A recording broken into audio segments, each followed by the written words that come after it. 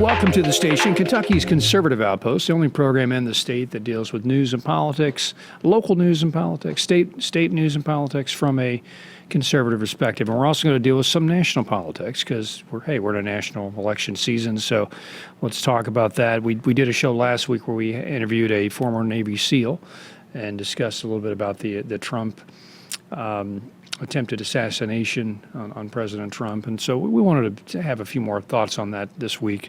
So we're going to start there. And then we're going to discuss just our federal candidates around the state and just kind of do a round robin of all the different Republican and conservative candidates and just discuss where they're at, just some comments on that. So, so the assassination attempt at this point, it's been about 2 weeks when this program airs.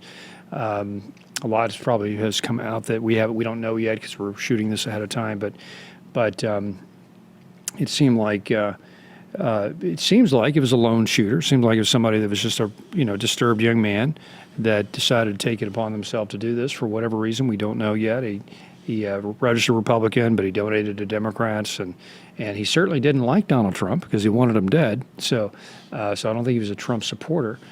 There's a lot of talk about, hey, this is a conspiracy. This is, and I haven't been convinced of that. I leave any door open though, because, this day and age, nothing surprises you. You can't take the first report and bank it anymore. You've got to just wait until more of the facts come out, and we've learned that the hard way. So let me open it up to you guys. I've got my co-host Jim Waters and Bob Scott with us today. So I'll start with Bob today. So Bob, what are your thoughts on just the background of this? Is it just a lone shooter, or is it you think there's a conspiracy there, or what? Wow. Personally, I feel there's no way that this young man could have did what he did without some kind of intentional thought behind it. Someone just does not, an average Joe with a high-powered rifle. That's the other thing, too.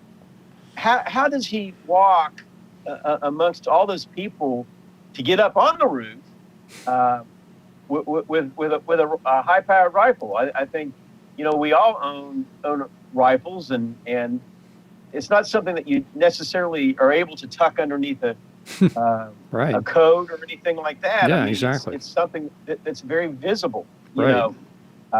So there, where there's smoke, there's fire, and something just stinks about this to high heaven.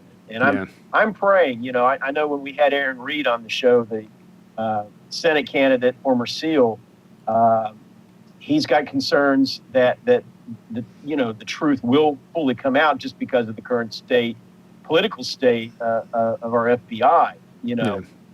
So right. I don't know, but there has to be some deeper answers that happened. There's no way that guy should have been able to get any shots off at the president. I do feel it was divinely inspired from the standpoint of Trump being protected by God, because the less than 1% is what most people have estimated a chance of him surviving that. And we know, obviously, everybody has seen the illustrations where had he not turned his head at that split second, he would have taken a shot into the brain, and he wouldn't be with us today. That's right. That's right. So I'm at a loss for words other than I'm praying and believing that the truth will come out. Yeah, and I've like I said, I'm leaving open mind on all this, but it sometimes though things can happen that are just so unexplainable, and that your mind just wants more of an expanded explanation other than just our nut that did this, and the whole Kennedy assassination, the conspiracy theories that have gone on for decades, I think rest on that. I mean, I'm still pretty convinced it's Oswald, and he was just crazy and a communist, and he wanted to kill Clinton. But I'm open to a conspiracy as well on that. But people, I think, demand a conspiracy sometimes when it's such a shocking thing, and so. But so it seems like, Jim, there's three options here. It's either this young man, lone wolf, crazy, just want to do this for whatever reason. Second option, it's a conspiracy of the deep state or the Iranians or something, and he put this kid up to it. Third issue could be this is just deliberate negligence by the Secret Service and people around him that almost wanted to encourage this to happen, and that's almost not a conspiracy, but just kind of a whatever reason. So what do you think? I don't even think we would be talking about that if we didn't have the current political environment. Yeah, I don't think there would be. I think it would all be, hey, this was a lone wolf. Mm-hmm. And we've heard experts, and we had Aaron Reed on, who talked about the competency and some of the issues that we're having now with our agencies by Biden appointees, not the field agents, but by Biden appointees, and but the demoralization of the field agents, exactly, and I think getting less talent, weaker talent, the competency issue that's a fourth option here is that it's just incompetent or not prepared, which is part of, I think, being incompetent. So I think I think when and then we've heard. And by the way, this is we've had attacks on presidential candidates before. It was interesting that in the very arena where President Trump was nominated and is going to accept the nomination for the Republican Party for president, Teddy Roosevelt was attacked. That's where he was shot. Really? Yes, and it's one of the.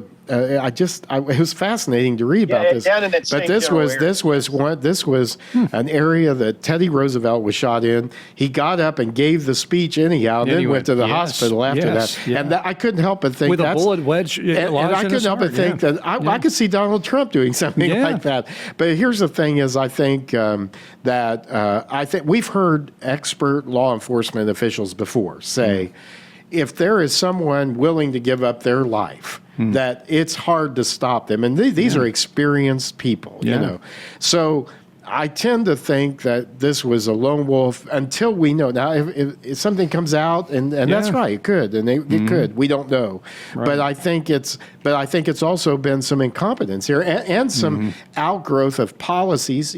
Policies have consequences. That's right. Are we going to hire people based on some DEI quota, or are we going to hire people who are the best for the job and the most competent? I think those are worth discussing. And we saw here locally in Louisville an attack back in I think it was February of 2022 when during the mayoral campaign here on Mayor Craig Greenberg, who said this really brought back a lot of feeling for him. He understood what Donald Trump was going through uniquely, like nobody else could, because that was a knife, I think, in the sweater or bullet or whatever it was. It's a very close call. Yeah, right. So I think and he was right in the sense that. Let's have the debate over ideas. Let's have a war over ideas. I'm all for that. But violence is really tough for our system of government to work like our founders intended. Yeah. If people are attacked, actually literally attacked for what they believe. And I do think that Biden's comments about bullseye or what did he say? Absolutely. He tried to walk back, which he did, but which he did. Didn't let him walk it. But which he did, but the point is that can create the kind of environment, Bob. That can create the kind of environment that ramps up the temperature and can cause a person with mental health issues or who's on the edge. I tend to think that's what happened here. Yeah. Just the demonization. Go ahead. No, I just want to say I hope so for the sake of our nation that is the case. That happened. That he was just some young deranged man. But again, I think you went back to the whole DEI issue and early reports were coming out. Dan Bongino, who is a former Secret Service agent, was with obviously a lot of more connections than we have, has reported that they had basically a third string, if you will, Treasury agents that weren't even Secret Service people in protecting the president that had really no business even being there. Right. And that's where you go back to, you were talking about, okay, was that intentional too, to make him more of a target? And here we go. Let's talk about the Iranian thing. They had already knew that supposedly the Iranians had made a threat to send out a hit team on Trump, and they still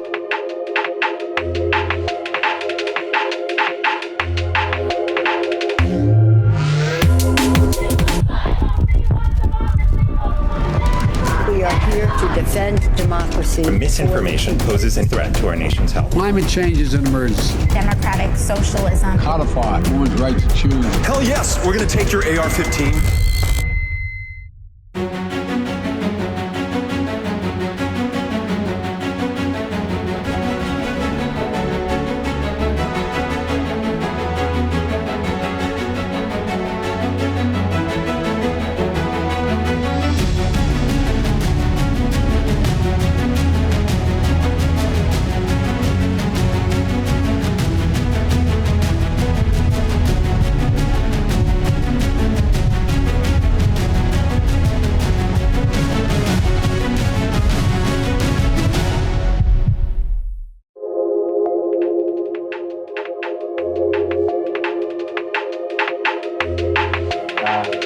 With obviously a lot of more connections than we have, has reported that they had basically a third string, if you will, Treasury agents that weren't even Secret Service people in protecting the president that had really no business even being there. You know, right. And that's where you go back to, you were talking about, okay, was that intentional too, to make him more of a target? You know, and here we go. Let's talk about the Iranian thing.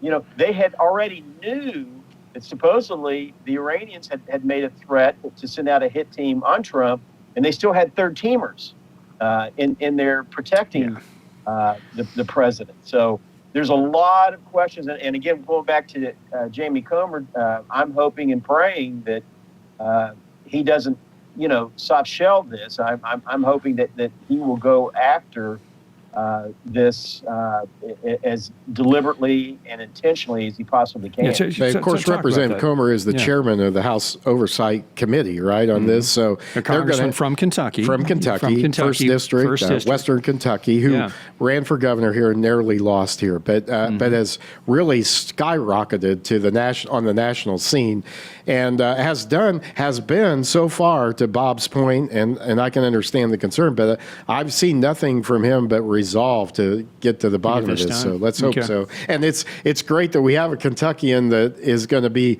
at the center of this, because, you know, Donald Trump, very popular here in Kentucky, and you know, it's not just Trump. Let's think about this too. This has reverberations across our whole political scene, across our whole nation. You know, down to, are we going to have good people decide not to run for office, for example, because they're afraid or whatever? So we need to get to the bottom of this, and I think, and I hope Representative Comer, and I hope he will do that. And all indications are, to his credit, that he's been very willing to, even before this happened, he was very willing to do some investigations that we know a lesser committed, even Republican might do. And just the rhetoric against Trump prior to this assassination is just, it was so beyond the pale. I mean, obviously, you know, we mentioned Biden's statements, but him and every other Democrat would use, you know, threat to democracy as a description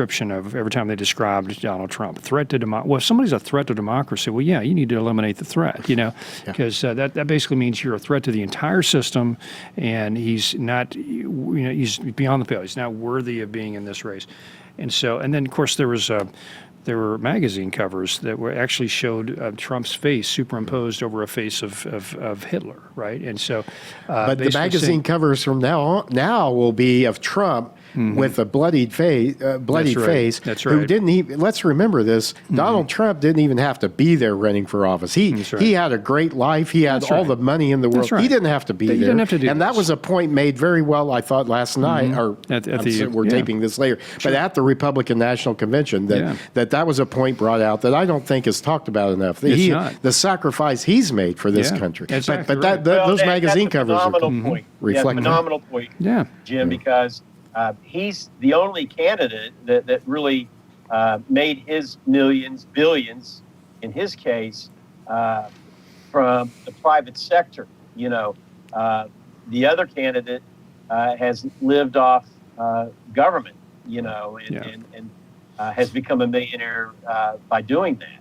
Yeah. His son as well. His son as well. And what I'm concerned about is just, we're at this point where, you know, the country is at a inflection point, and we could literally be in some sort of fractious moment with if Donald Trump was actually assassinated. I think the average Trump supporter, the average Republican, has been so patient, has been so long suffering with all the garbage that they've thrown at him, and are so. What's the term when you're just offended by? They're just offended by this on so many, but they're holding out hope that, well, you know what, he's going to win the election and it's going to be all right, and so just hang in there. But if they would have took him out a day, I mean, if just he would have died in whatever reason, and you could have blamed it on the extreme rhetoric, for example, I don't think we could recover from a sense that we could not come together and forgive the other side, and it's with.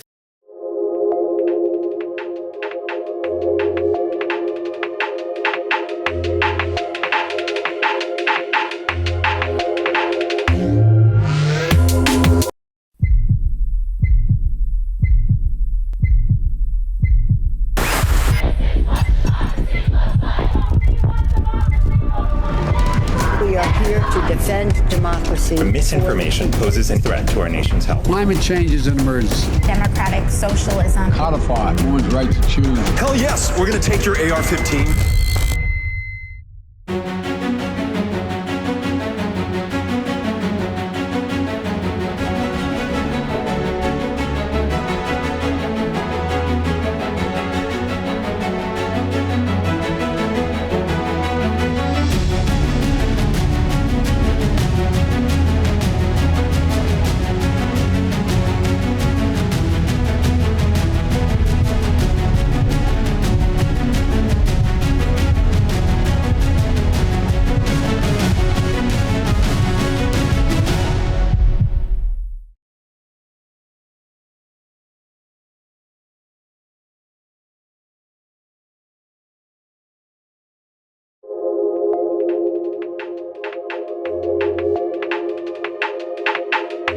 From Antifa either burning down your cities, BLM burning down your cities, Steve Scalise and all his fellow congressmen getting shot up a few years ago, the assault on Donald Trump, the list goes on, and it's just because they do not have a moral compass that's based on a Judeo-Christian ethic. So our whole worldview is all about power. So it doesn't matter what their actions are as long as they get power. And that's the problem we're dealing with. There's an underlying reason this is happening the way it is, and the right will say, okay, we want to maintain this institution because the institution is important to maintain, and because we have a system here because mankind is we're fallen creatures. We need a checks and balances system and a democracy to work away. The left doesn't think that. We just need to be in control because we're moral people. We're more moral than the other side, and we need power. So it doesn't matter how we get it, and we'll destroy the system to get it. And that's bottom line. It's what we're dealing with. And so, and we need to be vigorous in the conservative candidates and conservative policymakers and leaders need to be aggressive with their right ideas that, hey, we need these institutions, as you said, for checks and balances to protect us. But I will say this, I think there's no place for this, whoever it is. It's not, it doesn't work with our system of government. Our system of government is based upon debating the right policy and coming together and deciding what that's going to be, and having people run for office on the basis of their merit and their record and their ideas. That's right. And that's what we need to protect that. Yeah. And the left is not, you're right, exactly. The left is, especially in recent years, we've seen the tamp up of willingness. Remember here in Louisville when they showed up in black Suburbans from another place. It was Antifa. They had all kinds of weapons here. I mean, it was frightening. Right? Yeah, the militia that was there. It seems like the country, the trust in institutions and the sort of the trust in the political system of a country can fall apart. Much like people go bankrupt. Remember the old adage about bankruptcy. How'd you go bankrupt? Well, it was gradually and then suddenly. Yeah. Well, that's kind of where we're eroding. at. We are eroding the trust in our institutions to where suddenly some moment like what could have happened last Saturday could be that sudden moment that says, boom, the whole thing falls apart. And because, it could have been something like that. So we need to pray that it doesn't. Many that would love to see that happen. Absolutely. Oh, absolutely. And I think that the anarchist, the Soros backed type person who, and I love seeing the one black lady from New York that was calling out, the DAs Yeah. At the because RNC. her son, who served in the military, was basically murdered, and nothing was really done to his murder. But they'll go after Donald Trump for non-criminal activity. Exactly So, right. Exactly right. Yeah. So anyway, I wanted to get into just talking about our federal candidates around the state, and I guess I'll summarize this conversation this way: we need to rebuild confidence in our institutions, and it needs to be really, I think, a serious reworking of our system in order to rebuild that confidence. And I think it's going to be a devolution of power from the federal government back to local. And so that's one reason we're here, folks, developing Kentucky's voice, because we see the handwriting on the wall. The only way this country is really going to survive is to get back to localism, federalism, having states have more influence over the political future of your lives, local governments. And so in order to do that, you have to have a media that's reporting on that. So hence, because we don't agree enough on things at the federal level now to function as a functional government anymore. We have two different religious worldviews that are fighting it out in this country. It's either wokeism or Judeo-Christianity, and that's a dust struggle. But we know who wins in the end. But sometimes countries go through a lot of trouble until that works out. Let's look at Russia in the early 19th century. Look at the Spanish Civil War. You look at the French Revolution. There's times where the left can get so much control they cause a whole lot of death and mayhem, and so we don't want that to ever come to this country. And so the good news is that our founders established a constitution that, in fact, they intended for the power to devolve. That's right. They were concerned about the very things you're talking about. Exactly right. An overreach of a federal government, which is too powerful and too controlling of our lives. They intended for state and local governments. And what happened was, over the years, we kind of got complacent. We allowed Washington to take more power than what we should have. Right. So now we have to take it back. It's a lot harder to take it back sometimes than it is to keep it from being given up. So let's talk about the time we have left, some of the candidates and our federal candidates in our state that are doing good work on that front. And I can think of a few. One of my favorites is Thomas Massie. I think you know him, and I haven't met him yet, but got a great story. And we'll rattle off a few others. Comer's a good candidate. We've got, of course, Rand Paul is doing good work on that subject.